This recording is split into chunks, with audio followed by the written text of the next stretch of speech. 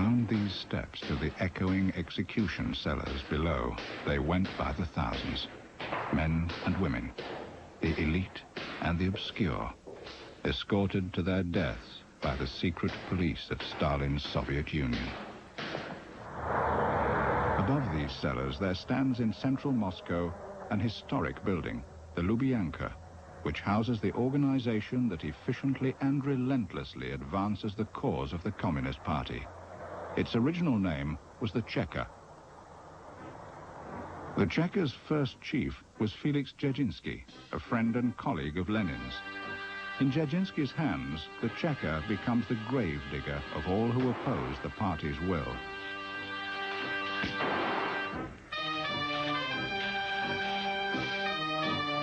The brutality of Russia's revolution and civil war sweeps away moral values. The rule of force replaces the rule of law. Justice comes out of the barrel of a gun. The Cheka is everywhere, enforcing the revolution. Prisons bulge. Trials such as this are a rarity. The civil war ends and Dzerzhinsky softens. Perhaps because he is human or simply weary, he orders that the overflowing prisons be emptied of political prisoners. In future, only those who present a threat to Soviet power will be targeted.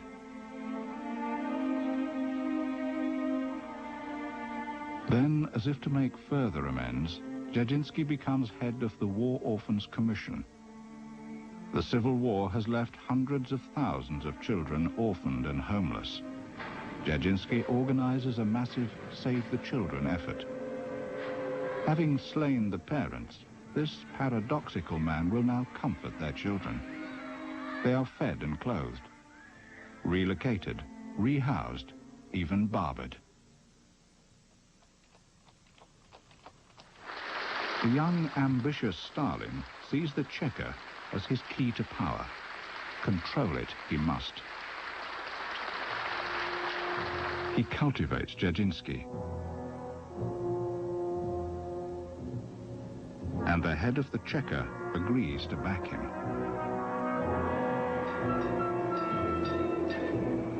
In the Moscow summer of 1926, doubt strikes Dzerzhinsky. In a personal letter, he writes, "There has appeared among us a gravedigger of the revolution." Dzerzhinsky senses what danger the party faces if Stalin comes to power. Fortunately for Stalin, Dzerzhinsky is struck down by a seeming heart attack. One of many such fortunate coincidences for Stalin. Dzerzhinsky's death portrait is painted. Stalin grieves for his dead friend. Also grieving are the men whom Stalin, as the party's administrator, has quietly planted in key Cheka positions. Dzerzhinsky's funeral brings forth the party leaders, among them many of Stalin's rivals. Trotsky, marked for death. Kamenev and Bukharin, both with an appointment in the Lubyanka cellars. Stalin will say when. Also present is Genrik Yagoda. He will in time become Dzerzhinsky's replacement and Stalin's personal hitman.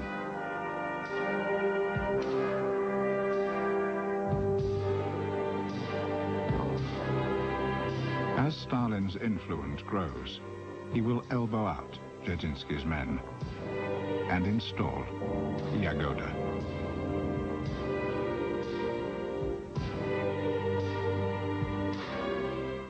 The Soviet economy slides into recession when Stalin tinkers with it, and Yagoda gets a new kind of assignment.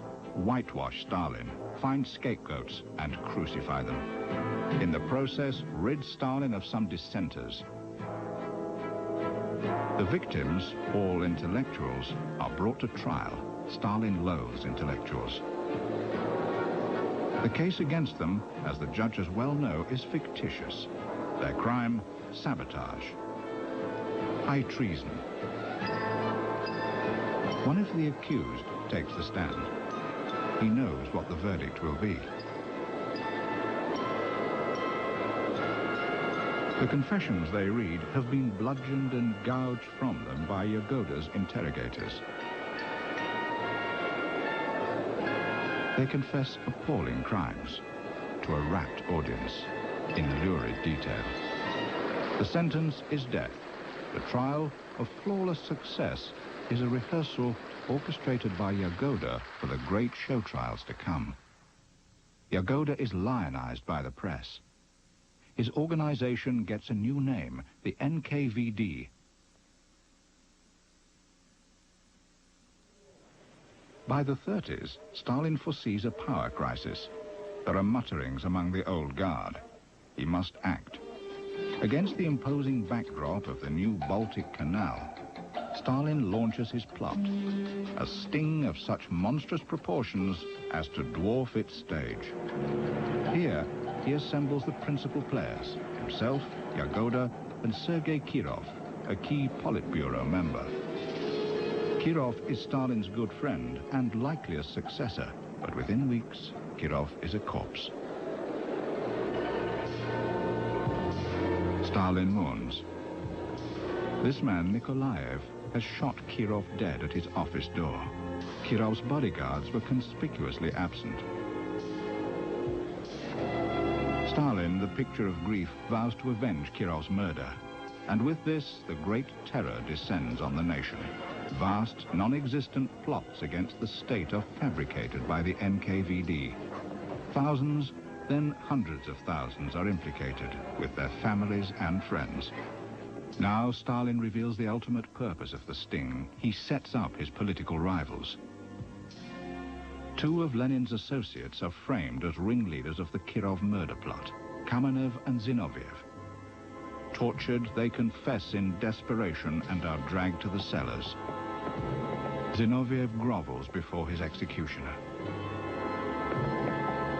"On your feet, Grigori," says Kamenev. "Let's die like men." And die they do. The following week, Soviet children are taught a new catechism. Stalin, their nation's father, loves and protects them. That same day, Stalin orders the secret execution of 5,000 suspects. Jagoda prepares the list, and the work begins.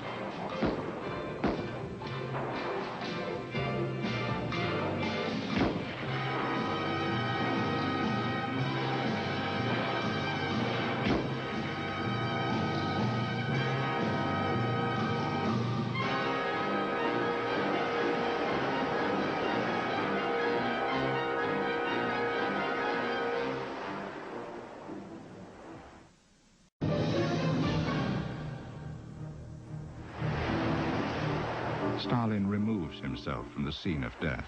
He takes a working holiday in the resort town of Sochi. There he contemplates his next move. Jagoda, he suspects, is losing his zeal. Jagoda must go.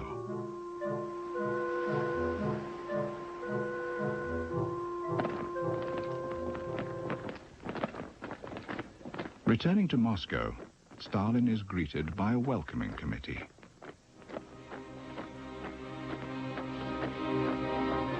He shakes hands with everybody except Jagoda. It is the end of Jagoda's career. And his life. Jagoda is relieved and descends the cellar steps. His replacement is Stalin's adoring aide-de-camp, Nikolai Yezhov. Yezhov stands 5 feet tall, has the mind of a hyena, and will go down in history as the bloody dwarf. Unlike Jagoda, who could shed tears, Yezhov is pitiless. The widow of Bukharin, one of the party leaders, recalls Jagoda. From the wife of Prokofiev, who was Jagoda's deputy, I learned that Stalin had ordered Jagoda to torture Kamenev and Zinoviev. Jagoda told this to my husband and burst into tears. Well, Jagoda was different from all the rest of the People's Commissars. He was a party member since 1907, and of course it wasn't because he wanted to make himself a career that he joined the party, but because he was a revolutionary, an idealist. But gradually, under the influence of fear, his character was corrupted. The new year, 1937, is ushered in with merriment and optimism. The dreaded Jagoda has himself been liquidated. His NKVD successor, Yezhov, appears a harmless, almost comic little man. Stalin begins his year with a top-secret edict, one that will make 1937 a high watermark of terror. Not only does Stalin legalize torture of state enemies, he recommends it.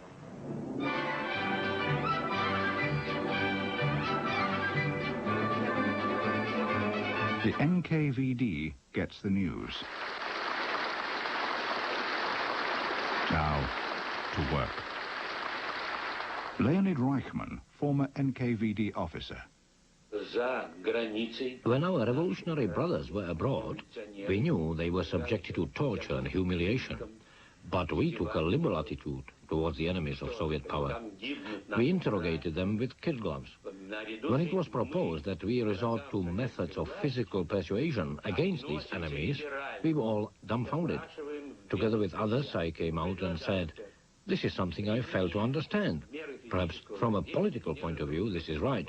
But from an operative point of view, this is wrong. Because if I hit an arrested person in the face, then I'll never know whether or not he is telling me the truth." Stalin is indifferent to the truth. He knows that most of his victims are innocent, but he also understands a larger truth, that in order to inspire terror so great as to keep him the undisputed ruler of 200 million Soviets, it is necessary to execute not only the guilty, but the innocent as well. Casting Yezhov as Lord High Executioner is inspired. Stalin sees into his stunted soul. He knows that for the cruel joke played on him by nature, the bloody dwarf will take terrible revenge on the world of other humans.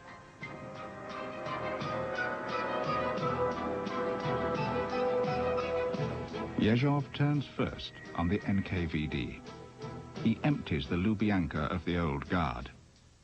The Dzerzhinsky and Jagoda men, veterans of the October Revolution, whose loyalties belong to the past, who have no stomach for the new order of official sadism, down the cellar steps they go.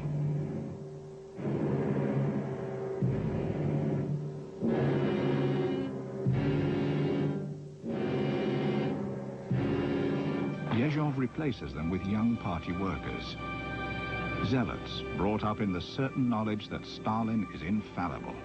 Yezhov looses them on the land. Lieutenant Colonel Alexander Mikhailov of the KGB. The mass reprisals were directed against the kulaks, against the merchants, against the clergy, against all kinds of elements that at that time were considered socially undesirable. And when the social categories had been done away with, they continued on with the nationalities. They began to arrest Germans, Poles, then Latvians, and so on. And whole ethnic populations were put through the grinder. Stalin's megalomania is equaled only by his paranoia. No one is above suspicion. Even the holiest of holies, the Red Army Officer Corps, is fed to Yezhov's meat grinder. Because their esprit and collective strength threatens Stalin, they must go. Even the Supreme Military Council will go. Stalin calls it together.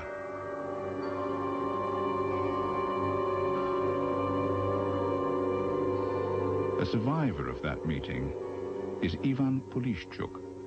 Yezhov sat at the table, and since he was a short man, he could hardly be seen. He kept squirming in his seat. His main officials kept a watch over what was going on, and he would signal to them. Then the military council commanders began to disappear. A moment before, they were sitting next to us. We talked to them, but after a little while, they disappeared.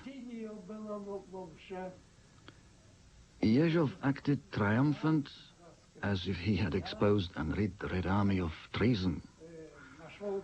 And by the end of the meeting, there was hardly half of the council left.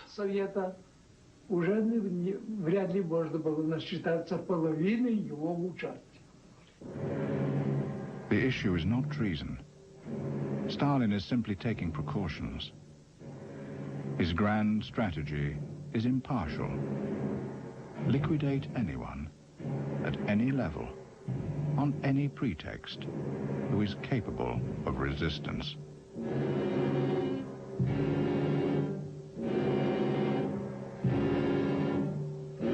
Stalin's press turns up the heat. It creates an all-pervasive environment of hate, suspicion, and vindictiveness.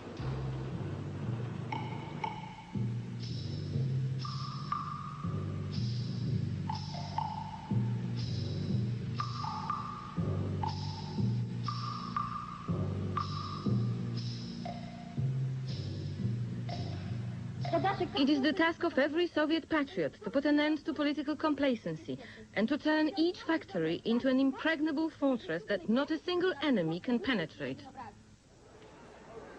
Artist Volya Lebedinsky.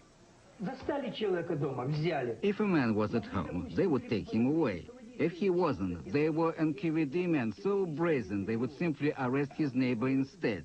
They had to bring in 12 persons, so they might even pick up someone on the way. But the question, why was a person arrested and what was he accused of, practically never came up. Journalist Theodore Gladkov is the son of a Soviet intelligence officer. In those years, address books disappeared from circulation in Moscow. They were on sale in stationery shops, but no one bought them. No one used pocket address books. Why? For the simple reason that when a person was arrested, the first thing that was taken from him was his address book.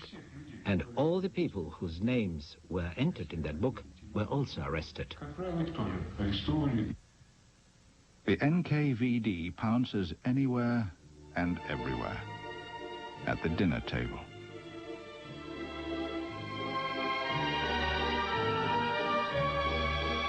In shops. On the dance floor. Hospital patients are abducted. They're seized in the field, at a university lecture, a museum, a soccer stadium, aboard a train, on holiday, museum, a soccer stadium, aboard a train, on holiday. Even bridegrooms are snatched from weddings. Hundreds of arrest orders were brought in, and Yakubovich put a pile of them on the table along with his watch and said to us, "Take a look and see how many orders I can sign in a minute, how fast I am." And he would begin signing the orders without even reading them. That is how innocent people were arrested and executed by a firing squad.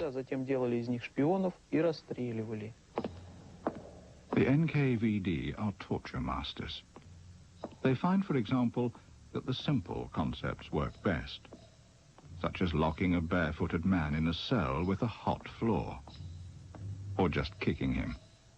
The guards would drag you down into the cellar, and they wore studded heel army boots. There were 4 of them. I was in handcuffs, in the center of the cell. They punched me from one to another. They were punching me, and then started kicking me with all their might. I fell to the floor. When they kicked me in the stomach and they were kicking me, I fainted. The pain of the kicking was unbearable.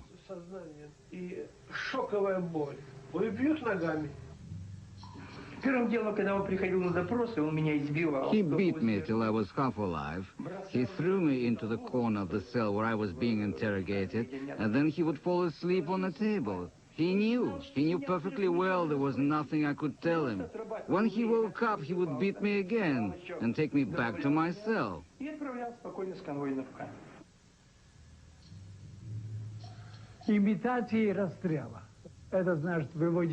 Imitation of execution by firing squad. That meant that during the night they would lead you out and make it look as if you were about to be shot.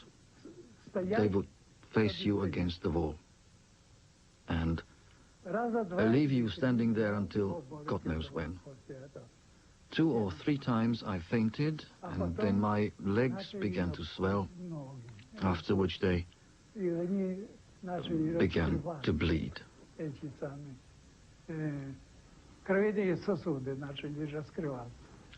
Burning matches were brought up against my face, and they put out their cigarettes on my head.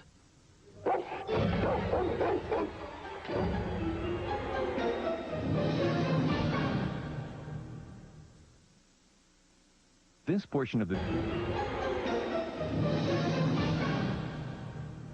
The Bloody Dwarf's purge of 43,000 army officers was miraculously survived by Marshal Meretskov. Marshal Meretskov told me that he remembered how teenage interrogators beat him up, threw him on the floor and urinated on his head and face. For an army general, that was simply unbearable. We've come across evidence that long before Hitler's gas vans came into being, Isai Davidovich Berg invented secret gas vans in Moscow. It was a simple airtight van in which prisoners were delivered, and when necessary, carbon monoxide exhaust fumes were piped into the van. The genocidal techniques of Stalin's secret police are several years in advance, and possibly the prototype of those used by Hitler's Gestapo and SS. Stalin, on a typical day in 1938, signs 3,200 death warrants at a stroke, then visits the cinema with comrades to see a popular comedy, Volga Volga. He's seen it already several times.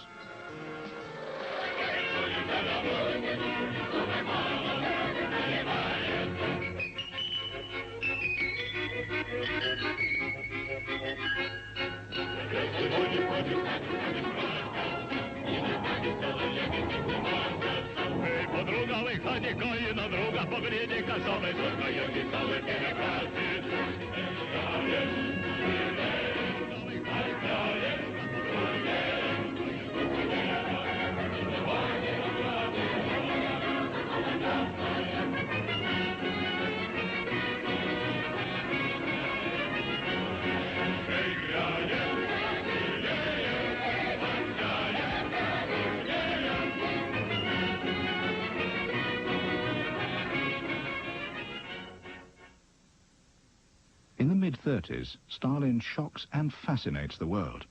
He puts his closest colleagues on trial for treason, punishable by death. The world press is invited.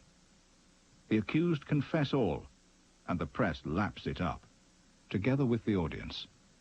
Confessions have been extracted by torture. The condemned are shot.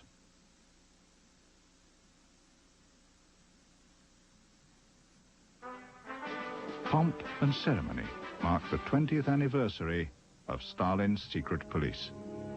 The press glorifies them.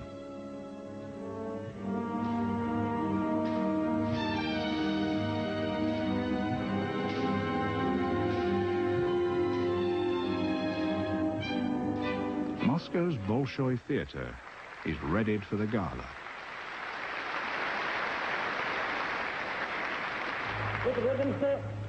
Mikoyan delivers the panegyric.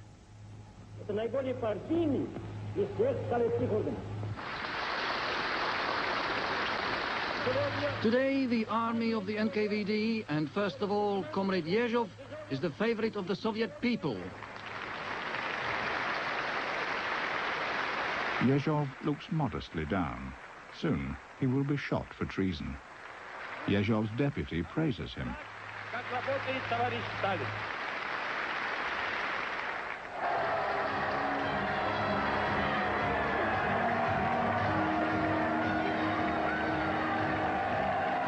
There can be no parade without a float bearing a huge map of the Soviet Union. But of the thousands cheering, only Stalin and a select few are privy to the USSR's top-secret map. The secret is the location of Stalin's forced labor camps, the gulags, subhuman habitats with fearful names: Amulag, Astrakhanlag, Balkhashlag, Bamlag, Belbaltlag, Vostoklag, Sevvostoklag.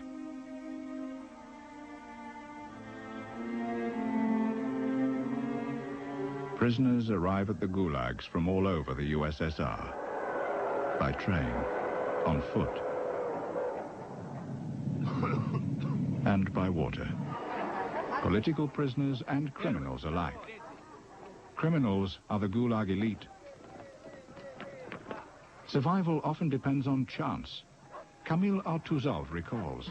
Standing behind me was a man who had just been brought into the camp. At that moment, I happened to ask another man for 2 cigarettes, which he owed me. So I stepped out of line. Just as I did, the man standing behind me got out an axe and split the head of the man now standing in front of him. Why he did that was anyone's guess, for the victim had done nothing wrong. The man simply did not like the camp. He already had a sentence of 150 years, so he decided to commit such a crime. Another investigation would be started, another case would be opened. There was no death sentence. They would give him another 25 years, but they would move him to another camp, and perhaps it would be better there. Women, if possible, have it worse. Their ordeal is recorded in drawings by inmate Yefrosina Kesonovskaya. Night search. On your feet. Strip.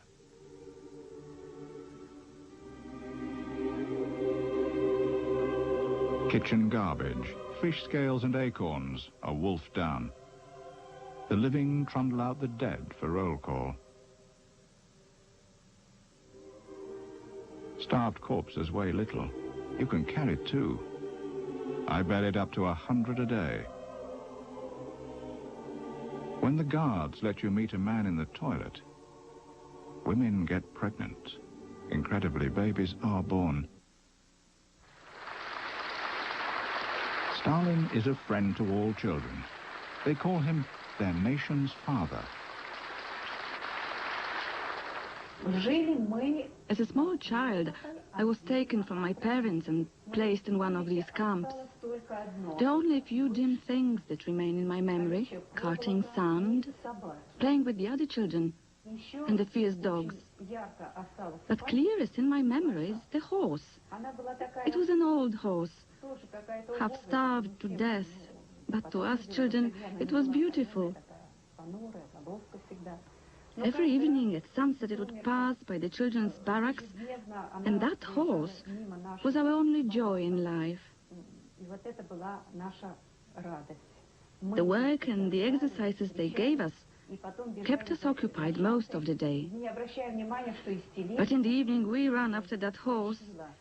We paid no attention to the hands and feet sticking out from under the canvas covering the cart that the horse was pulling. These were the corpses that were taken out every day. In the gulags, few die naturally. The dead lie for days, unburied. Say a person dies, but since everyone was hungry beyond belief, and it was already difficult to stand up, the supervisors allowed us to sit up in our bunks during roll call. They did not look at us too closely, and we didn't have to answer. And so, for 3 days, we would prop up a corpse in bed in order to get his food ration. Of course, we would divide the dead man's ration into 42 equal parts, honestly. Though only crumbs, everyone got his share. The gulags might as well be on the moon. Escape is not possible. There is no escape possible from Kolyma. It was an act of desperation to attempt to escape from that fear, the terror of being shot each minute. We were deliberately going to our own deaths, if only to taste the sweetness of freedom for a few days. Escapees are hunted down with dogs. Covering yourself up in a padded jacket like this, right up over the head and neck, you would plunge down, doubling up your knees, and then the dog would grab and shake you by the head. Here, I still have the marks of dog teeth. On both sides I was bitten. Well, what else can I say? The dogs were terrible. Besides that, when the dog handlers would come up, they would stand there for a long time watching the dogs tear apart a prisoner. They wouldn't recall the dogs immediately. In spite of everything, desperate attempts are made, but none succeed. The second bullet brought me down. It passed through here. There is a scar, as thick as your finger. I was unconscious. I came to only when I was being dragged by my feet. But I didn't dare open my eyes, for they would have finished me off on the spot.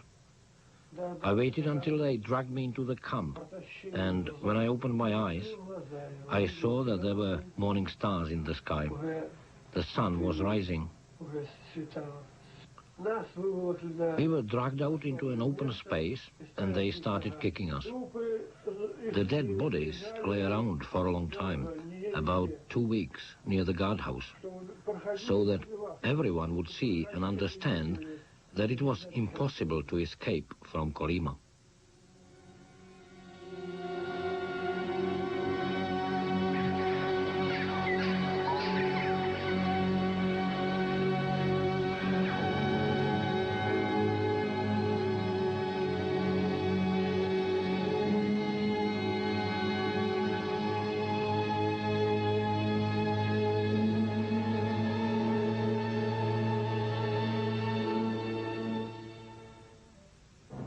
For Stalin, the gulags and their wretched inmates are a key economic asset.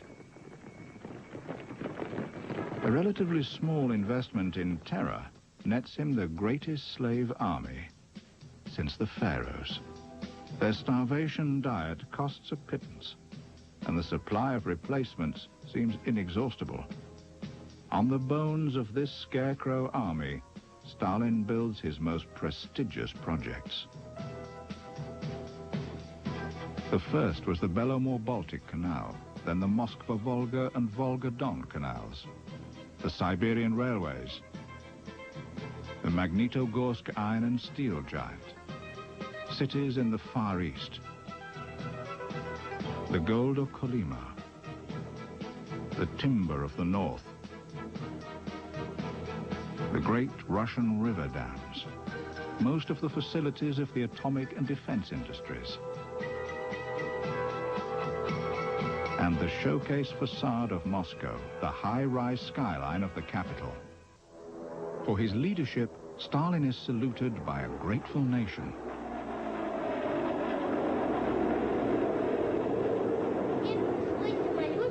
In the schools, children memorize a verse praising Stalin's hallowed name.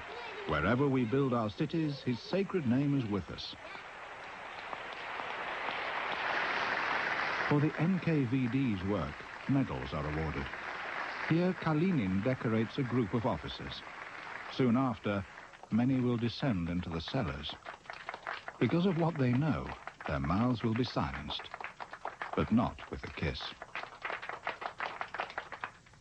Even the bloody dwarf must go, and is blamed for all atrocities. His executioners report that Yezhov scurries around his cell, squeaking like a mouse and dodging bullets.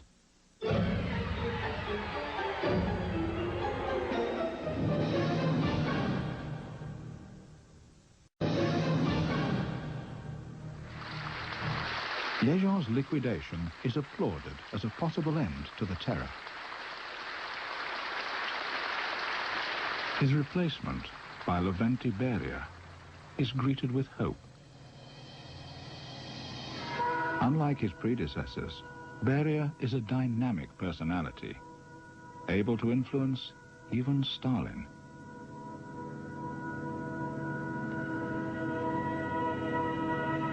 He brings a new concept to the work, a systematic planning of the slave labor supply geared directly to Stalin's two most strategic needs.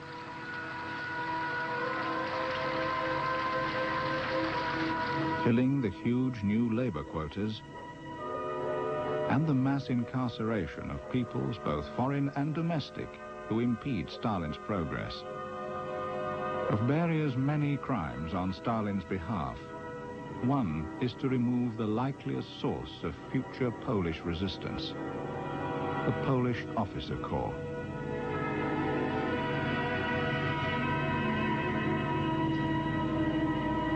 Beria accomplishes this with the murder of 14,000 elite young Poles in the Katyn forest.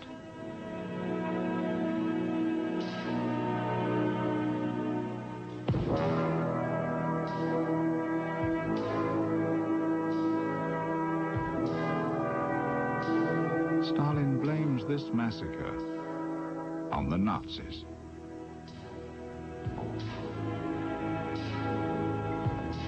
Beria now undertakes the genocide of entire populations. NKVD soldiers came to our home and warned us that we had 30 minutes to collect our belongings and be ready to leave. No one knew where we were being taken. We grabbed just what was at hand. The people of one village resist and are herded into a huge barn, 700 of them. The floor was covered with straw, and then straw was spread around outside the wooden barn. It was shut tight. Kerosene was poured around it, and it was set on fire. Can you imagine? Everyone in there, even babies who were born that night, were burned alive. The human cattle cars roll for the gulags.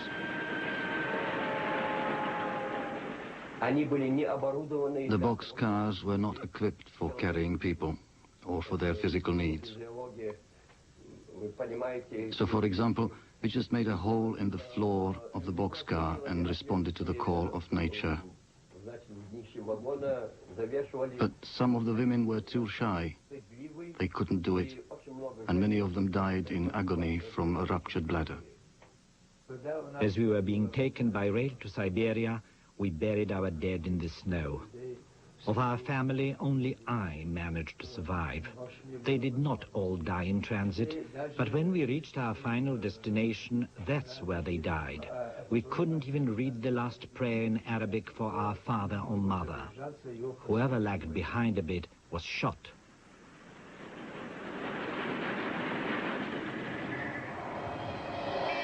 As a diversion, Beria practices rape. Girls plucked from the streets of Moscow are delivered to the NKVD chief. Years later, at the scene of her rape, in Beria's office, one of them remembers. He bent over and said, "My, how your cheeks burn." And he walked over there and pulled the curtain back, displaying a huge sofa covered with green silk. Then he came up to me and said, as one might to a dog, "Perhaps we should lie down now, eh?" Then I felt something heavy pounce on me, with leather squeaking and buckles scratching, and a kind of groping started. With one hand he clutched my throat, strangling me, and with the other he pushed me to the floor. He kept banging my head against the floor, ripping me all apart, ripping me. You may be sure that in the future as well, I shall spare no effort to serve the socialist homeland to carry out the assignments of Comrade Stalin. The Great Terror has created hundreds of execution sites in the Soviet Union. In Moscow, There were several zones or territories surrounded by high fences where people who had been condemned by tribunals or special sessions were brought and where the acts of execution were carried out. These burial places were called strawberry patches. And indeed, in due time after the burials, strawberry bushes were planted there.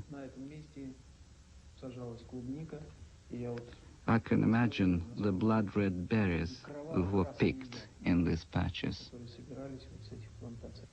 Next to one of the strawberry patches was the Sukhanova prison, the most fear-inspiring of the Stalinist regime.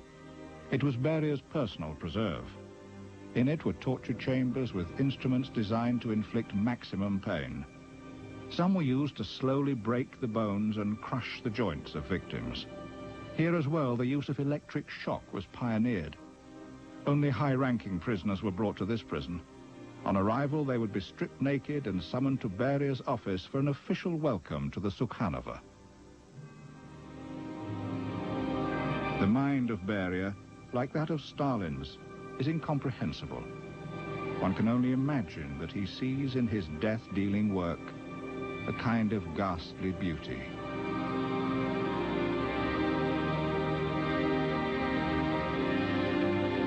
Months after Stalin's death, Beria is shot as a British spy. As the executioner takes aim, Beria kneels and pleads for his life. For 30 years, Stalin ruled invincibly.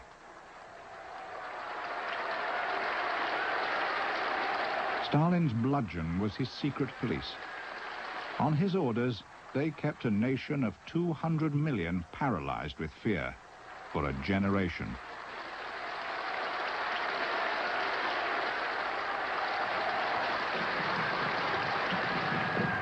He became history's most powerful human and remains so to this day. Perhaps reviewing his parade, he glimpses for an instant that other parade, the ghostly divisions who trooped in endless columns through his gulags and prisons. Of the 40 million marchers in that parade, 20 million perished at the hands of Stalin's secret police.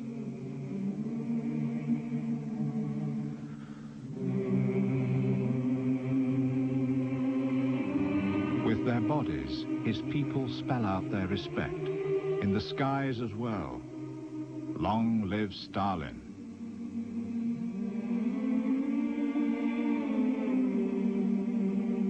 Joseph Stalin, the father of his nation, died a natural death at the age of 73.